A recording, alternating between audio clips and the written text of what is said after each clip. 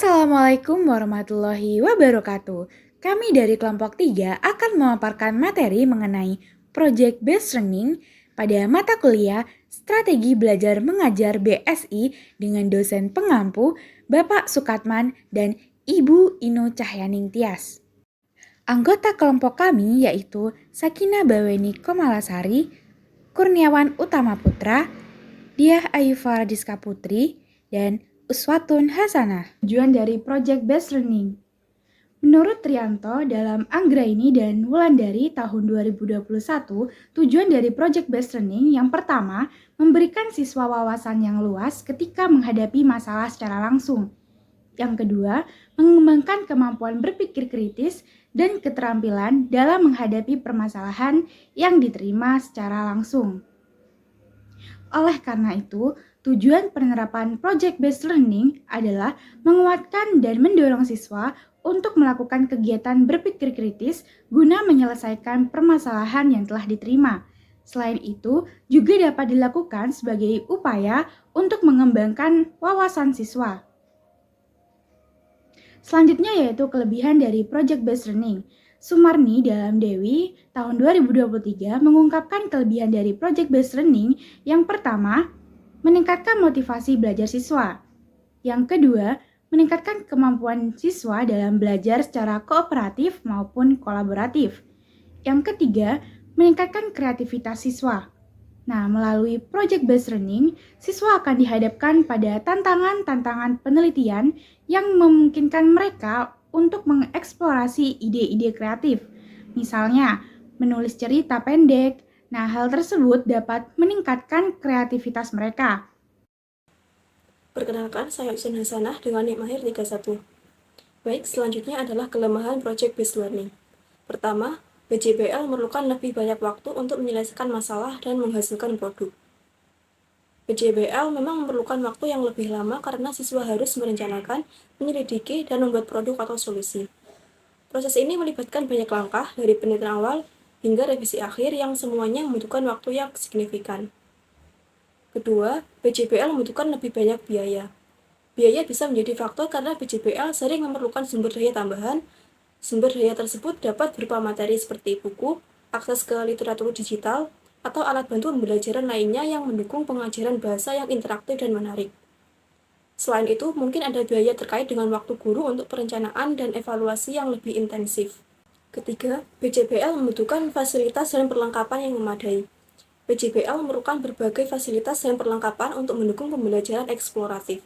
Ini bisa mencakup ruang kelas yang fleksibel atau mendukung diskusi kelompok, perpustakaan dengan koleksi buku yang cukup, atau teknologi informasi yang memadai untuk riset dan presentasi yang mungkin tidak tersedia di semua sekolah. Selanjutnya, keempat, PJBL sulit untuk melibatkan seluruh siswa dalam kerja kelompok karena ada kekhawatiran hanya siswa yang aktif saja yang mendominasi kerja kelompok. Dalam kerja kelompok, seringkali siswa yang lebih aktif atau dominan yang mengambil alih, sementara siswa yang lebih pendiam mungkin tidak terlibat sebanyak yang seharusnya. Selanjutnya, terdapat langkah-langkah Project-Based Learning. Abidin menyebutkan terdapat beberapa tahapan dalam pelaksanaan Project-Based Learning, yakni sebagai berikut. Langkah pertama adalah pra-proyek. Pada tahapan ini, kegiatan dilakukan guru di luar jam pelajaran. Guru membuat deskripsi proyek, mempersiapkan media dan sumber belajar, dan mempersiapkan kondisi pembelajaran. Langkah kedua adalah fase 1 atau mengidentifikasi masalah. Pada tahap ini, siswa melakukan observasi terhadap objek tertentu. Berdasarkan pengamatannya, kemudian siswa membuat identifikasi masalah dan rumusan masalah dalam bentuk pertanyaan. Langkah ketiga adalah fase 2 atau membuat desain dan jadwal pelaksanaan proyek. Pada tahap ini, siswa mulai merencanakan proyek yang akan mereka buat, menentukan jadwal pekerjaan proyek, dan melakukan aktivitas persiapan lainnya secara kolaboratif, baik dengan anggota kelompok ataupun dengan guru. Langkah keempat adalah fase 3 atau pelaksanaan penelitian. Pada tahap ini, siswa merencanakan penelitian awal sebagai model dasar bagi produk yang akan dikerjakan. Berdasarkan kegiatan tersebut, kemudian siswa mengumpulkan data. Selanjutnya, siswa menganalisis data tersebut dengan teknik analisis data yang relevan. Langkah kelima adalah fase 4 atau menyusun draft produk. Pada tahap ini, siswa mulai merancang produk awal sebagai rencana dan hasil penelitian yang telah dilakukan sebelumnya. Langkah keenam adalah fase 5 atau mengukur, menilai, dan memperbaiki produk. Pada tahap ini, siswa mengukur dan menilai kembali produk awal yang telah dikerjakan, mencari kekurangan, dan merevisi produk tersebut. Kegiatan tersebut dapat dilakukan dengan cara meminta pendapat, kritik, atau saran dari anggota kelompok lain maupun guru. Langkah ketujuh adalah fase 6 atau penyelesaian dan presentasi produk. Pada tahap ini, siswa melakukan penyelesaian produk. Setelah diyakini sesuai dengan harapan, kemudian produk dipresentasikan. Langkah ke-8 sekaligus terakhir adalah pasca proyek. Pada tahapan ini, guru bertugas menilai, memberi penguatan, masukan, dan saran untuk memperbaiki produk yang telah dipresentasikan siswa. Pada pembelajaran kali ini, menggunakan model pembelajaran Project Based Learning atau PJBL. Peserta didik diberikan pertanyaan mendasar sebagai sintak awal dalam model pembelajaran PJBL. Setiap kelompok mendapatkan LKPD yang berbeda dengan bantuan media yang berbeda pula. Kelompok visual mendapatkan LKPD dengan bantuan gambar puzzle. Kelompok auditori mendapatkan LKPD dengan bantuan media lagu dan kertas zigzag. Untuk kelompok kinestetik mendapatkan LKPD dengan media pohon cerita yang kemudian dikreasikan dengan gambar-gambar ornamen. Tahap selanjutnya pada sintak yang kedua adalah mendesain perencanaan produk. Setiap kelompok mendapatkan bahan yang digunakan untuk mendesain proyek yang akan dibuat sesuai dengan kelompoknya masing-masing. Kelompok visual akan membuat suatu proyek berupa teks narasi sesuai dengan gambar puzzle yang telah disusun. Untuk kelompok auditori akan membuat suatu proyek berupa teks narasi dengan kertas zigzag. Sedangkan untuk kelompok kinestetik akan membuat proyek teks narasi berupa pohon cerita.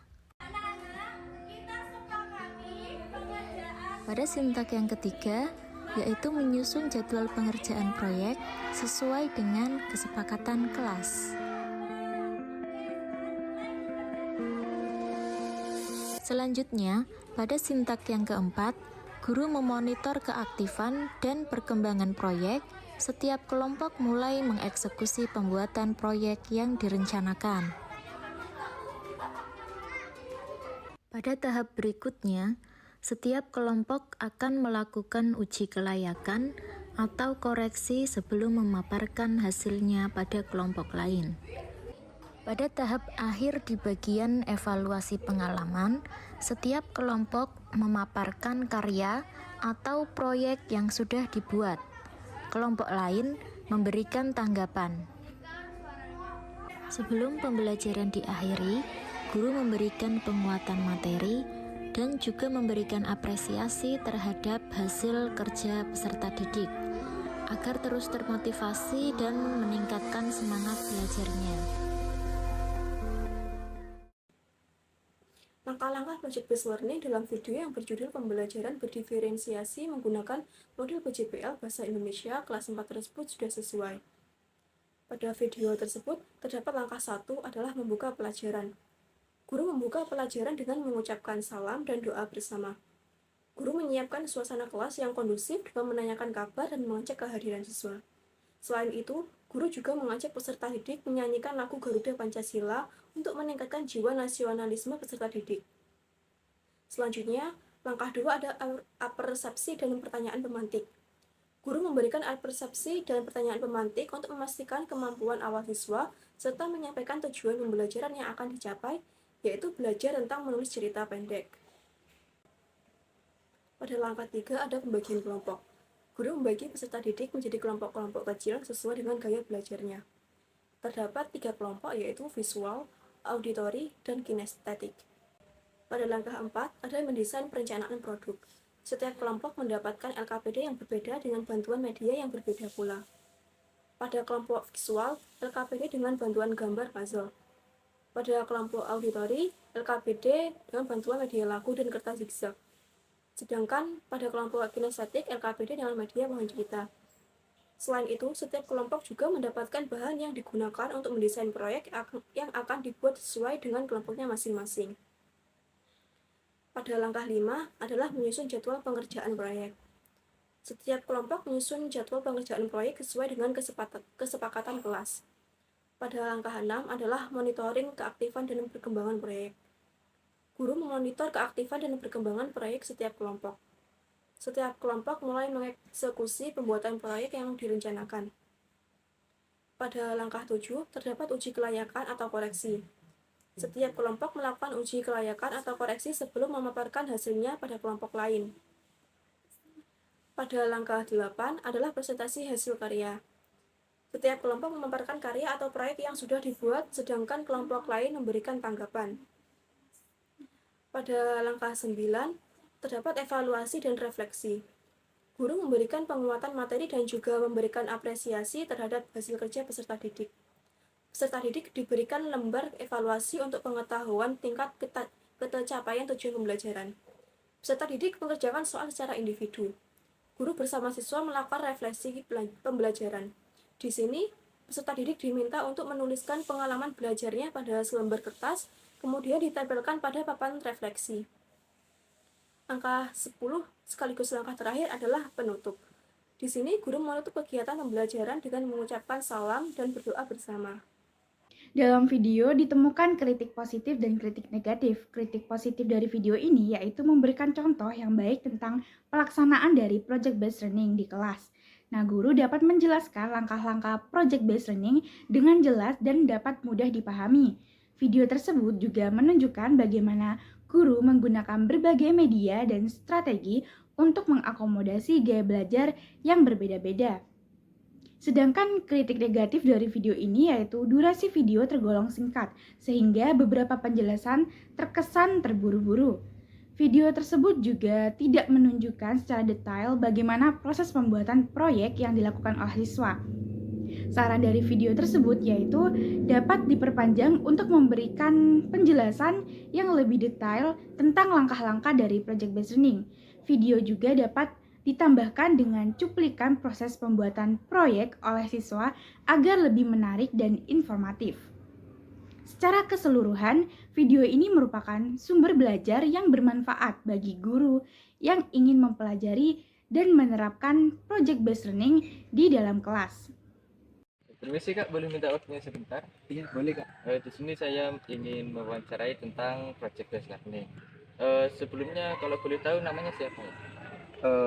Sebelumnya nama saya adalah Muhammad Gais Pranowo Aji, mahasiswa UNED di Prodi PBSI, Pendidikan Bahasa dan Sastra Indonesia, Fakultas Keguruan dan Ilmu Pendidikan. Perkenalkan, saya Lailus Natif. Di sini saya akan mewawancarai Kak Laili tentang project based learning. Langsung saja di sini saya memiliki 4 pertanyaan tentang project based learning. Pastinya sudah tahu kan ya Kak? Project based learning itu apa? Oke, untuk pertanyaan yang pertama itu, menurut Anda, project based learning itu seperti apa? Menurut saya, project based learning adalah suatu metode pembelajaran yang menggunakan proyek atau kegiatan sebagai medianya. Dan biasanya ini menggunakan masalah yang nyata untuk dianalisis oleh siswa sebagai bentuk untuk mengembangkan potensi siswa di keterampilan baik eksplorasi, pengembangan secara kelompok, individual, dan sosial. Nah, menurut saya ya project based learning ini atau PJBL itu sendiri adalah pembelajaran yang melibatkan siswa dalam sebuah proyek. Jadi untuk pengalaman saya sendiri, siswa itu dikelompokkan dalam kelompok kecil ataupun kelompok besar. Nah, nantinya kita memberikan proyek untuk siswa tersebut dikerjakan. Jadinya siswa itu memiliki peranan nyata dalam menyelesaikan masalah dari proyek tersebut. Pertanyaan yang kedua yaitu bagaimana cara untuk memastikan semua siswa ataupun peserta didik terlibat dalam model pembelajaran based learning ini? Nah, untuk memastikan peserta didik agar selalu terlibat dalam pembelajaran itu, yang pertama itu membagi kelompok kecil. Jadi siswa itu dibagikan kelompok terlebih dahulu gitu. Terus yang kedua memberikan materi yang beragam. Maksudnya itu siswa itu diberikan materi sesuai dengan kemampuannya sendiri gitu. Untuk memastikan seluruh siswa terlibat dalam model pembelajaran PJBL ini, kita harus tahu potensi siswa. Jadi kita tahu kelebihan dan kekurangan siswa agar kita bisa tahu memerankan siswa di dalam kelompok ini secara aktif dan tahu perannya mereka untuk bekerja di dalam tim. Untuk yang kedua, kita harus mengembangkan berpikir kritis siswa. Jadi kita bisa memilih masalah agar bisa menarik bakat dan minat mereka. Untuk pertanyaan yang ketiga, itu apa inovasi yang ingin Anda coba di masa depan terkait PJBL ini? Inovasi yang ingin saya coba di masa yang akan datang tentang PJBL ini mungkin pengembangan kolaborasi dengan AI. Jadi membantu siswa berkolaborasi, komunikasi untuk menyelesaikan masalah itu dengan adanya bantuan AI. Karena saya sendiri mengajarnya di sekolah yang terpencil ya, jadi saya ingin untuk melibatkan teknologi gitu. Jadi